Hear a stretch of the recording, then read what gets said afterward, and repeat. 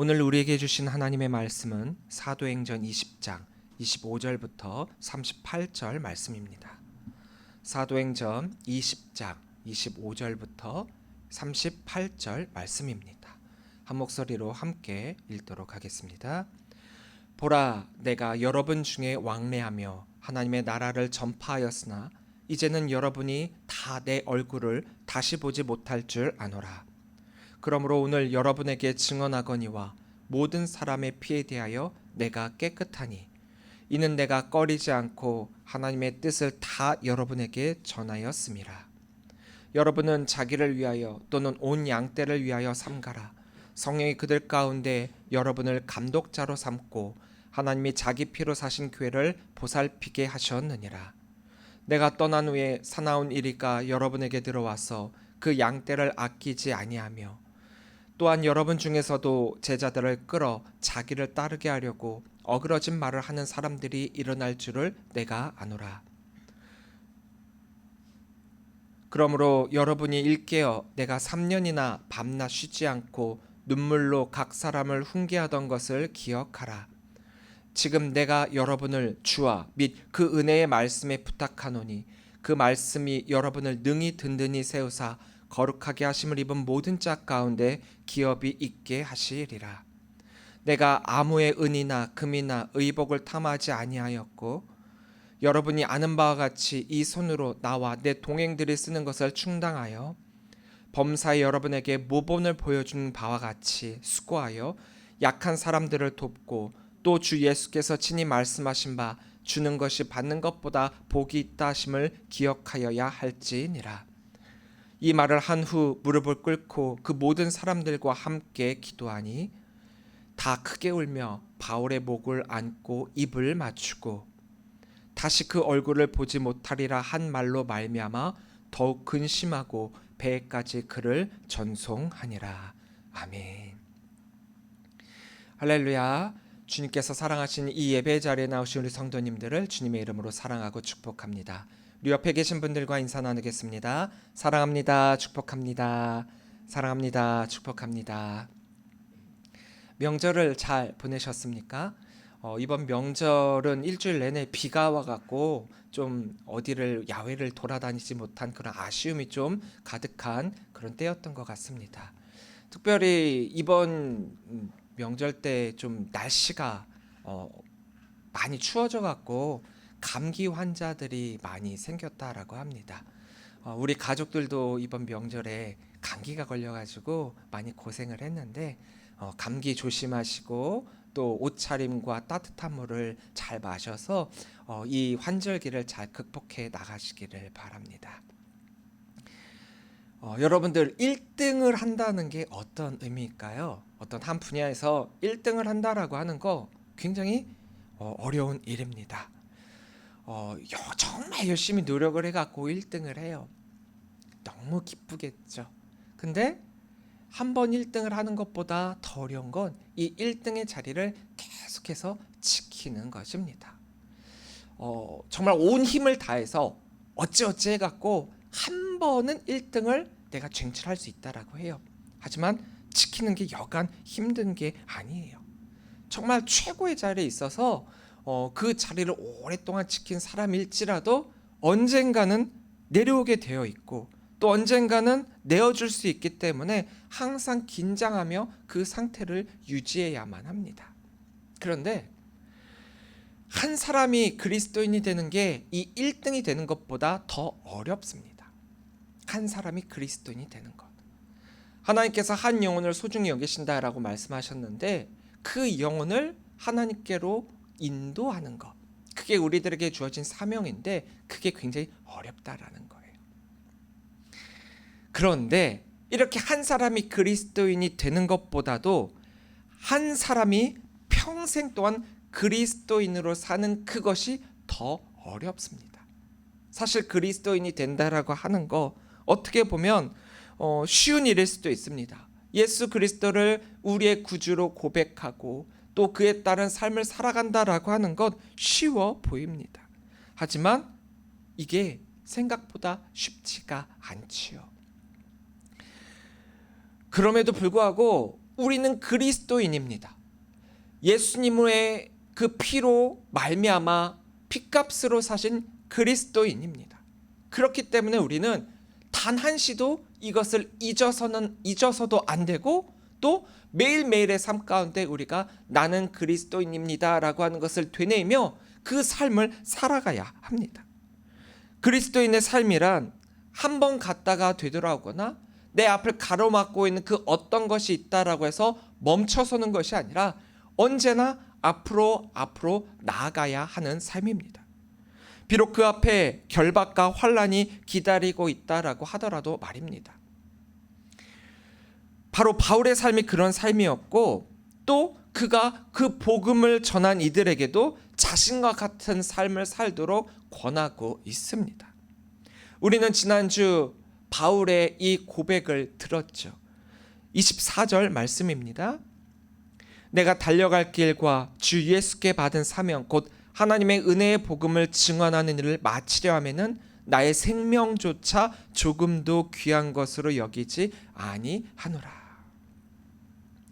최선을 다했다라고 하는 것은요, 한 점의 후회도 남기지 않는다라는 것을 의미합니다.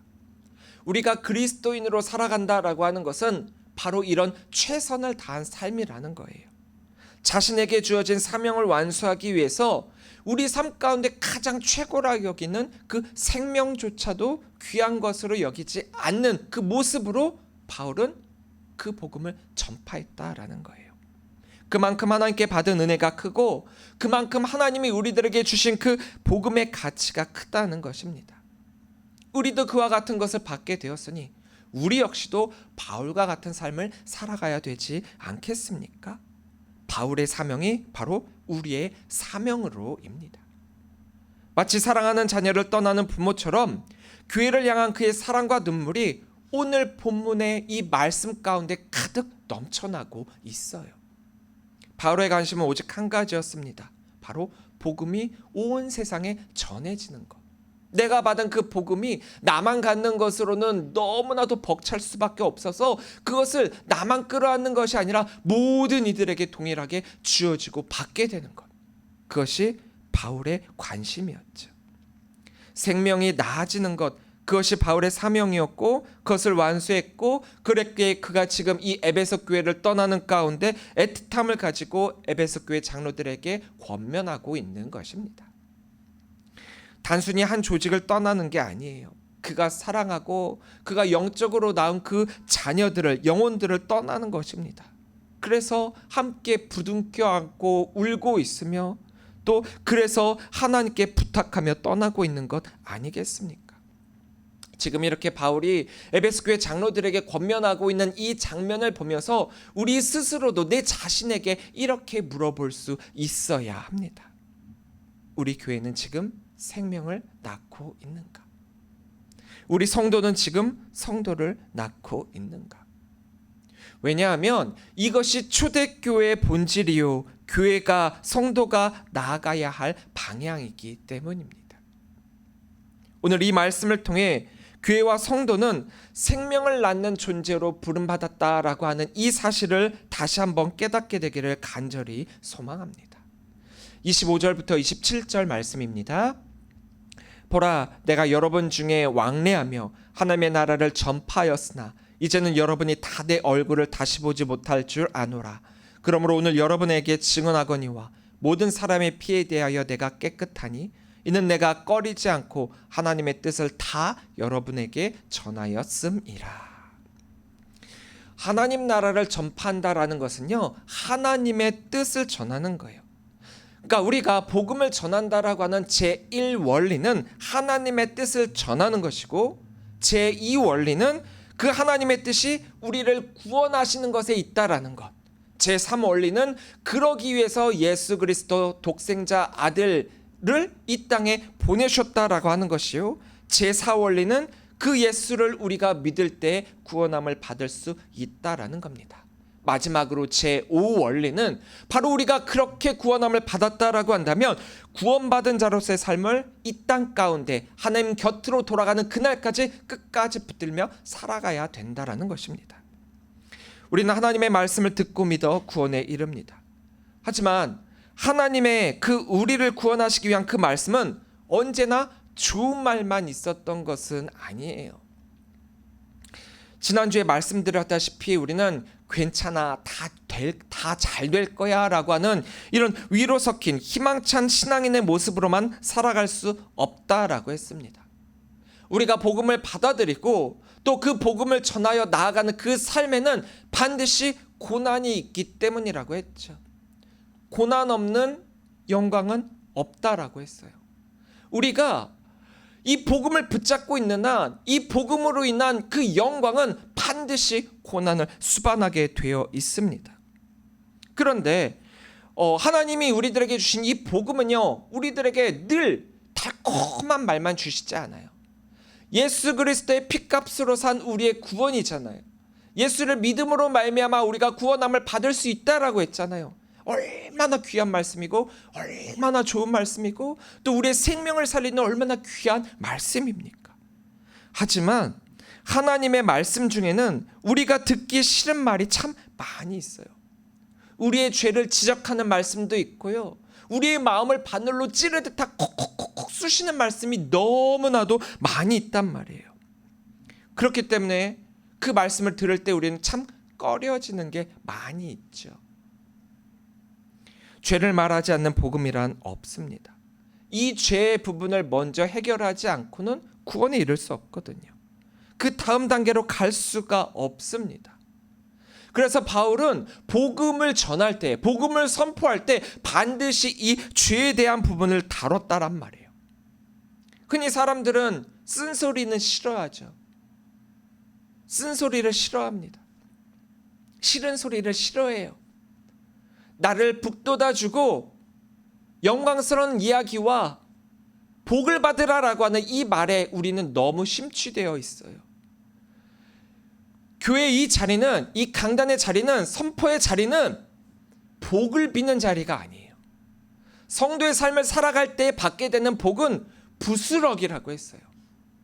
하나님께서 주신 그 말씀을 우리가 쓴소리다라고 하더라도 잘 받아 먹어야만 그것이 우리로 하여금 구원에 이르게 하잖아요. 바울은 인기 있는 말씀만 전한 게 아닙니다. 하나님의 뜻을 다 전했습니다. 복음은 취사 선택할 수 있는 게 아니라는 거예요. 하나님의 뜻을 다 전해야지 부분적으로만 전하면 절대 안 된다라는 거예요. 우리가 왜 이단을 이단이라고 합니까? 그들은 하나님의 뜻을 우리들에게 다 알려주지 않아요.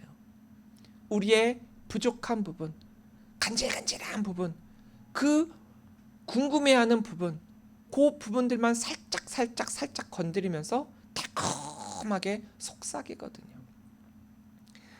뱀이 하와를 속삭일 때 어떻게 이야기를 했습니까? 정녕 너희가 죽을 것이다 라고 했느냐. 하나님이 우리들에게 하신 말씀을 약간 틀어버린단 말이에요. 그거 괜찮아. 우리가 하나님의 뜻을 온전히 알지 못하는 이상 이런 뱀의 유혹에, 이런 사탄의 유혹에 빠질 수밖에 없다라는 겁니다. 그렇기에 교회가 생명을 낳는 가장 우선적인 방법은 하나님의 뜻을 다 선포해야 되고 하나님의 뜻을 다 들을 수 있어야 된다라는 거예요. 교회가 복음을 전할 때 편한 말씀만 골라 전하고 있지 않습니까? 우리나라의 복음이 안착되기 위해서, 복음을 전하기 위해서 이 기복신앙을 결부한 결과 많은 이들이 복만을 빌고 있어요. 아닙니다. 하나님의 뜻이 우리가 복 받는 것은 분명하지만 복만 받기를 원하시는 건 아니에요. 제대로 된 하나님의 뜻을 깨닫기를 원하고 계십니다. 이런 선포를 이 강단에서 하면요, 또 우리 목사님 듣기 싫은 소리 한다, 또 잔소리 하신다, 또 귀 닫고 그냥 내가 듣고 싶은 것만 들어야지, 이게 아니라는 거예요. 그렇지 않습니다. 듣기 싫은 소리가 아니라 그것도 복음이라는 거예요. 하나님께서 우리를 살리셨다, 이것만이 복음이 아니라 쓴소리도 포함해서, 듣기 싫은 소리도 포함해서 복음이라는 거예요. 회개와 순종, 또 고난과 헌신의 말씀도 동일하게 전해야 된다라는 겁니다. 그것이 복음이 생명되게 만듭니다. 그래서 바울은 복음을 전하는 데 있어서 한치의 타협도 하지 않았어요. 비록 그가 전하는 그것으로 인해서 그 앞에 고난과 핍박과 어려움과 두려움과 떨림과 죽음이 그 앞을 가로막고 있다라고 하더라도 그는 절대로 타협하지 않았습니다. 그의 전도는 아무리 어려운 상황에서도 전파되어야 할 하나님의 뜻을 전하는 일이었음을 고백합니다. 근데 하나님의 뜻은 때로 우리를 굉장히 불편하게 만들거든요. 하나님의 뜻은요, 우리가 생각하기로 아니다라고 여겨지는 때에도 하나님의 뜻이 있을 수가 있어요. 그러나 그 불편함 속에 생명이 있습니다. 진리의 말씀은 우리를 찌르지만 동시에 치유하고 있습니다. 바울은 자신이 전한 그 복음 때문에 받게 될 핍박을 알면서도 말씀을 꺼리지 않았잖아요. 이게 진짜 사명자라는 거예요. 이게 진짜 신앙인이라는 거예요. 이런 복음이 전파되면 교회가 세워지고 그 교회는 반드시 생명을 낳게 되어 있습니다. 교회가 타협을 한다라는 것은 복음을 가려받는다라는 것이고, 복음을 가려받는다라는 것은 그 복음이 제대로 들어가지 못했다라는 것을 의미하며, 또 그 교회가 또 다른 생명을 낳지 못한다는 의미이기도 합니다. 그렇기에 교회가 교회되기 위해서는 완전한 복음을 소유할 수 있어야 되고, 전하는 자나 받는 자나 이 바울의 고백처럼 하나님의 뜻을 다 전하고 하나님의 뜻을 다 받을 수 있어야만 생명을 낳을 수 있는 교회가 될 수 있음을 우리는 잊지 말아야 합니다.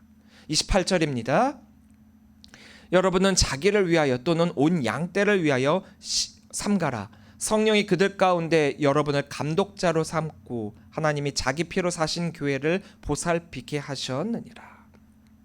자, 지금까지는 바울은 자신의 모습, 사명과 사명의 모습으로서의 권면이 있었다라고 한다면, 이제는 장로들에게 직접적인 권면을 하게 됩니다. 첫째는 자기를 위하여 삼가라라고 이야기를 하고 있어요. 목회자든 성도든 평신도든 먼저 자신을 돌아볼 수 있어야만 합니다. 코람데오, 하나님 앞에 바로 서 있지 못한다라고 한다면 그가 전하는 그 복음이 될 수 있겠습니까? 아무리 많은 사역을 해도 그것은 모래 위에 지은 집과 같다라는 거예요. 본을 보이기 위해서는 내가 먼저 바로 선 다음 따라오라고 해야지 본을 보일 수 있는 거잖아요. 그 다음에 내가 한 이와 같이 너희도 가서 하라 라고 말할 수 있는 거잖아요. 가르치는 자로서 가르침과 삶이 어긋나 있다라고 한다면 그 누가 그 모습을 따라할 수 있겠습니까? 두 번째로는 양떼를 위하여 삼가라라고 하고 있어요. 바울이 오늘 여기서 이야기하고 있는 것처럼 교회는 하나님이 자기 피로 사신 공동체라는 거예요. 하나님이 자기 피로 사신 교회. 얼마나 놀라운 표현이에요. 교회는 단순한 건물이 아닙니다. 교회는 사람이 만든 단체가 아니라는 거예요. 하나님이 자신의 피로 낳은 생명 공동체이자 예수님의 피값을 주고 산 공동체입니다. 예수님께서 십자가에 흘리신 그 피로 교회가 탄생을 했어요. 그러니까 교회의 사명은, 교회의 목적은, 교회의 존재 이유는 바로 생명을 낳는 것이다라는 거죠. 그래서 죽은 영혼이 살아나고 죄인이 의인으로 거듭나며 절망하던 인생이 소망으로 바뀌는 것, 그것이 바로 교회가 되어야 된다라는 겁니다.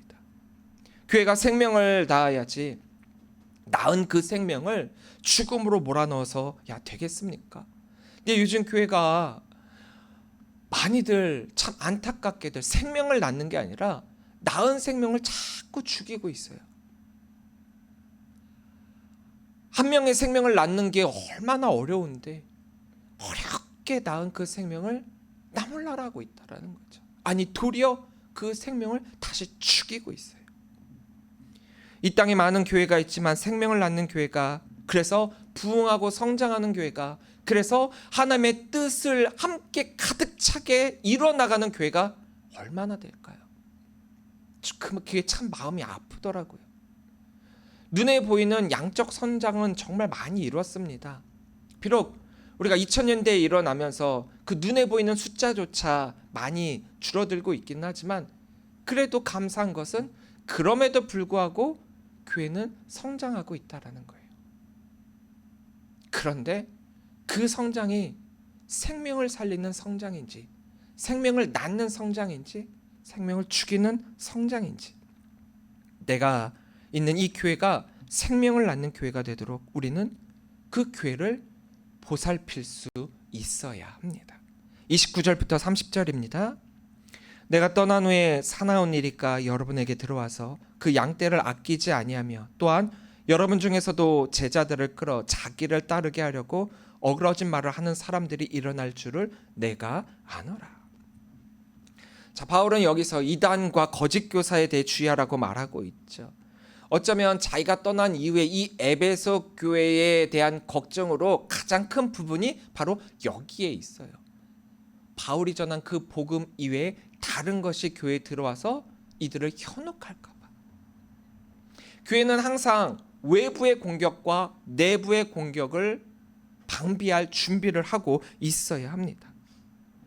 거짓 가르침으로 거짓 교사들이 하나님의 말씀을 왜곡하며 성도들을 넘어지게 하고 있거든요. 이들의 목적은 교회를 미혹하여 성도를 파괴하는 데 있습니다. 심지어 여러분 중에서도 그런 사람들이 일어날 것이다 라고 경고하고 있죠. 바울의 복음을 받아들였고 그리스도인이 된 이들인데 이들에게 중에서도 그런 일을 할 수 있다라는 거예요. 아니, 목사님, 난 아니에요. 나는 정말 복음만을 붙들고 나가는 사람이에요. 나는 절대 그런 사람이 아니에요. 그렇지 않습니다. 우리의 신앙은, 나의 믿음은 너무 연약하기 때문에 언제 흔들리고 넘어질지 몰라요. 나는 절대 그러지 않겠습니다. 단언하고 헌장담했던 사도 베드로의 그 믿음의 교만을 기억해 보시길 바랍니다. 단언했었죠. 근데 그가 어떤 사람이 됐습니까? 예수님을 부인한 자가 됐습니다. 나도 그런 사람이 될 수 있다라는 거예요. 나 아닌 그 어떤 사람이, 특별한 사람이 그런 사람이 되는 게 아니라 나도 그럴 수 있습니다. 누구나가 될 수 있습니다. 그렇게 조심해야 하는 거예요. 교회 밖에서뿐만 아니라 교회 안에서도 말씀을 왜곡하는 일이 벌어지기 때문에 우리 성도들은 항상 이것을 대비해야 된다라는 거예요. 우리는 늘 깨어 있어야 됩니다. 말씀 위에 굳게 서 있어야 합니다. 사랑과 진리로 교회를 지켜야 합니다. 이단은 단순 교리적 문제만이 아니에요. 거기에 빠지게 되면 영혼이 파괴가 됩니다. 영적 전쟁이라는 거죠. 우리는 말씀과 기도로 무장해야 돼요. 그래서 공동체 안에서 서로 그 영적 파수꾼들이 되어줘 갖고 서로가 서로를 돌보며 서로가 서로를 보호할 수 있어야만 합니다. 거짓 교사들의 특징을 살펴보면요, 오늘 본문에서 바울이 이야기하고 있는 바 사나운 이리와 같다라고 했어요. 이리는 양떼를 보호하지 않습니다. 양떼를 먹어치우죠. 나의 이득을 위해 해치죠. 탐욕과 자기 유익을 위해 양들을 이용합니다. 또한 잘못된 가르침으로 자기를 따르게 만들어서 참된 믿음으로 나아가지 못하게 만들어요. 저들이 잘못되는 것 나와 상관이 없어요. 저들을 이용하고 저들을 통해서 나의 이익만 챙기면 되는 거예요. 이게 사나운 일이지. 양떼를 해치는 일입니다. 그 양떼를 해치는 사나운 일을 따라서야 되겠습니까? 초대교회 교회를 위협하던 그릇된 교리가 두 가지가 있어요. 하나는 유대화된 기독교이고 또 하나는 영지주의입니다. 유대화된 기독교라고 하는 건 우리가 너무나도 잘 알고 있다시피 예수 그리스도의 복음을 받아들이는데 우리의 구원은 그 믿는 사람들로 믿는 것으로 말미암아뿐이 아니라 율법을 잘 지키는 데 달려 있다라고 가르칩니다. 이것에 대해서 바울이 너무나도 반박을 많이 했었죠. 이것을 조심하라고 엄청난 주의를 줬죠. 보통 이런 가르침은 복음의 메시지에 약간만 더하는 것처럼 보여서 진짜 복음과 별 차이가 없어 보여요. 그런데 복음을 말하고 그 다음을 말하니까 거부를 하지가 않아요. 그냥 쉽게 받아들여요. 하지만 이것이야말로 복음을 근본부터 뒤흔드는 아주 위험한 주장이라는 것을 우리가 기억해야 합니다. 우리가 구원받기 위해서는 오로지 예수 그리스도의 피밖에 없거든요. 그것만 믿어야 되거든요. 하지만 예수를 믿는 것 이외에 율법에 순종하여 그 율법을 지킴으로 구원을 받는다? 그렇다면 더 이상 예수님의 십자가의 보혈은, 피보혈은 상관이 없게 되고 하나님의 은혜도 쓸데없는 것이 되기 때문입니다. 그러면서 그리스도인이 되기 위한 방편으로 우리가 해야 할 일, 이런저런 일들을 해야 된다라고 가르치고 있죠. 근데 심지어 이게 교회 안에서까지도, 오늘날 교회 안에서까지도 그대로 되물림되고 있어요. 여러분들, 교회 와서 내 믿음을, 내 신앙을, 내 이 하나님을 향한 이 마음의 열정을 위해서 교회에 왔는데 교회 오면 자꾸 봉사를 강요하죠. 강요라고 표현하겠습니다. 강요하죠. 억지로 하게 되죠. 여러 곳에 쌓이게 되죠. 내 신앙과 믿음이 커질 틈을 주는 것이 아니라 도리어 계속해서 일꾼으로만 보고 있어요. 많은 교회가 그런 되물림을 하고 있다라는 거죠. 이것이 교인이니까 당연히 해야 돼. 네, 맞습니다. 성도니까 당연히 해야 되는 건 맞지만 그게 당연히는 또 아니에요. 왜냐? 예수 그리스도를 믿고 그 구원의 기쁨으로 말미암아 그 기쁨을 내가 주체할 수 없어서 헌신적으로 하게 된다라고 하면 몰라도 이게 그리스도인이 된 모습이야가 아니라는 거죠. 그런데 많은 교회가 실수를 하고 있어요. 많은 성도들이 떠나가는 이유가 여기에 있거든요.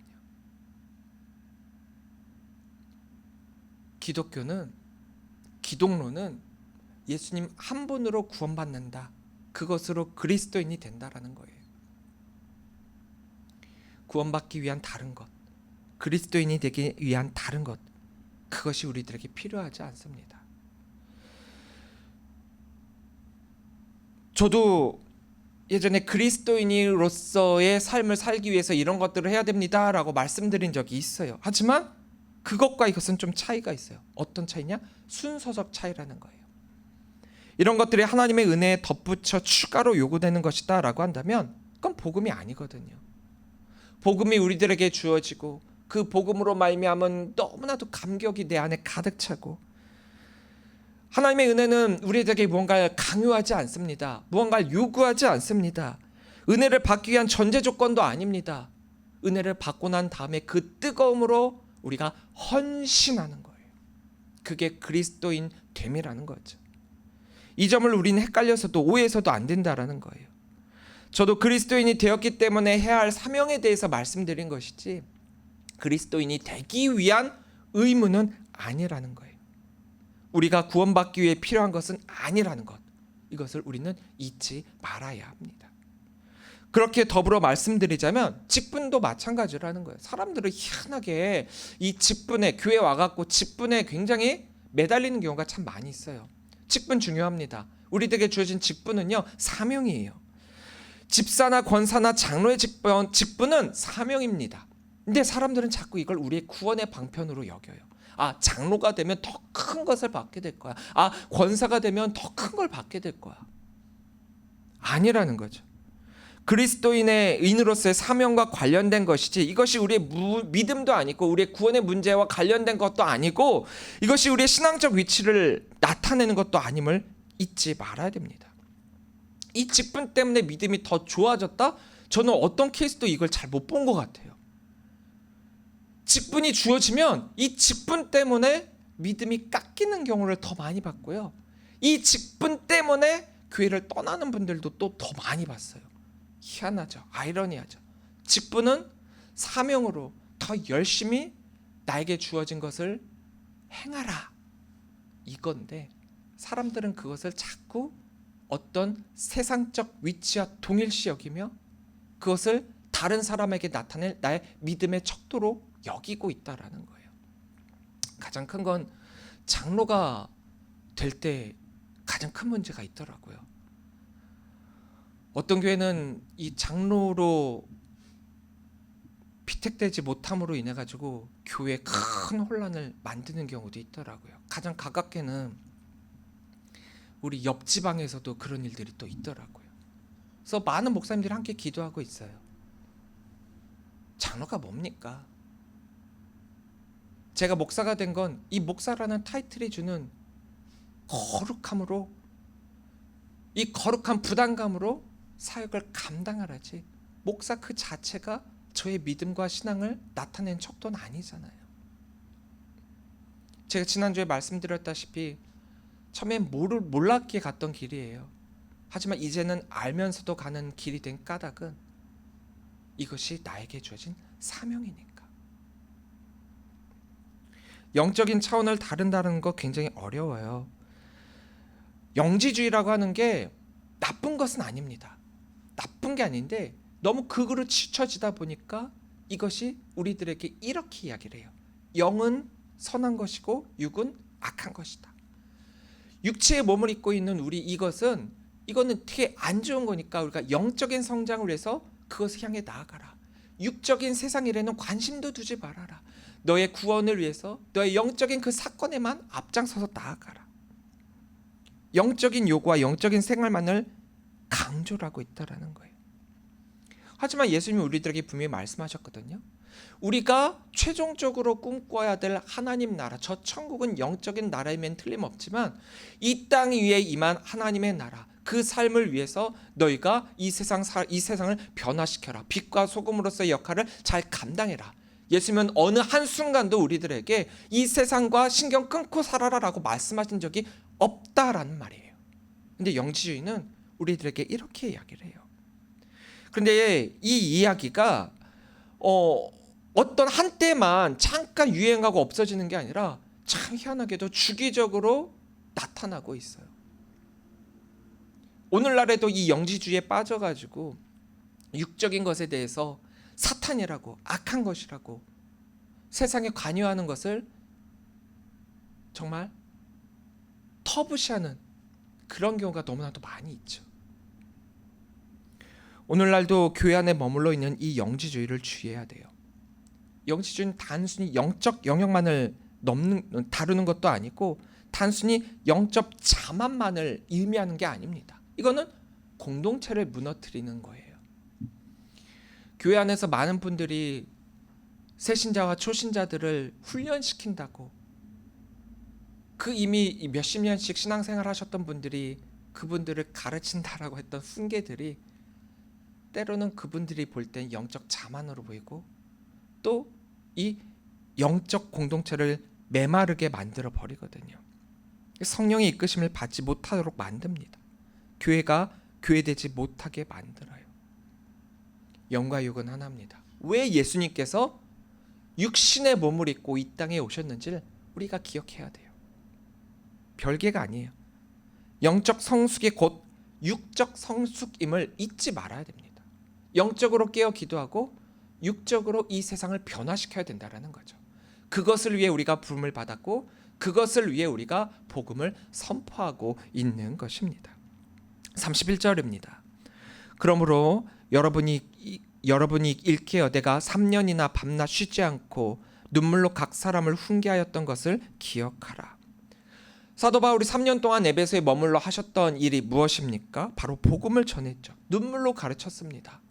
밤낮으로 사람을 세웠습니다. 그가 한 일은 단 하나, 죽은 영혼을 살리며 그 안에 생명을 불어넣는 것이었어요. 오늘날 교회도 마찬가지입니다. 예배당을 짓는 것에 더 관심을 기울이는 것이 아니라 그것보다 더 중요한 것은 한 사람의 영혼이 복음으로 살아나는 거예요. 교회는요, 회원 관리소가 아니라 영혼의 분만실이에요. 영혼이 태어나는 곳이라는 것입니다. 복음이 전해질 때 그 말씀을 듣는 사람 안에서 성령이 역사하셔가지고 새 생명이 태어나게 되어 있습니다. 이보다 더 감격스러운 일이 어디 있겠습니까? 교회는 이 일을 위해 존재한다라는 거예요. 여러분들도 알다시피 한 생명이 태어나는 것에는 언제나 고통이 따릅니다. 아이를 낳는 어머니를 한번 생각해 보세요. 그 힘든 분만의 고통을 이루고 난 다음에 생명이 태어나지 않습니까? 그 피와 눈물 위에 새 생명이 있습니다. 교회도 마찬가지라는 거예요. 교회가 새 생명을 낳기 위해서는 누군가의 희생과 눈물이 필요하다라는 거죠. 요즘 왜 교회가 생명을 낳지 못합니까? 눈물이 사라졌기 때문이에요. 기도의 눈물이, 또 영혼을 향한 아픔이, 하나님의 마음이 느끼는 그 울음이 교회 안에서 사라지게 될 때 생명은 더 이상 태어나지 않는다라는 거예요.